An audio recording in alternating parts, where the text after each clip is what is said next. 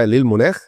خلي بالك بسبب الموقع الفلكي بتاع البرازيل اللي هو دوائر العرض، نتج بقى عن الموقع الفلكي ده ان معظم البرازيل بيقع في المنطقه الاستوائيه والمداريه، اما المنطقه الجنوبيه هو مناخ معتدل رطب.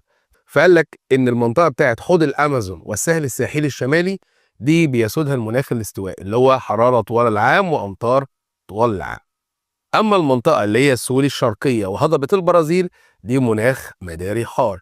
نيجي بقى لاقصى الجنوب تحت خالص يمه اوروجواي وباراجواي، هلاقي المناخ اللي هو المعتدل الرطب. يبقى اذا البرازيل فيها 3 اقاليم مناخيه: استوائي، مداري حار، معتدل رطب. طب المناخ متنوع، فاذا برضو النبات الطبيعي متنوع.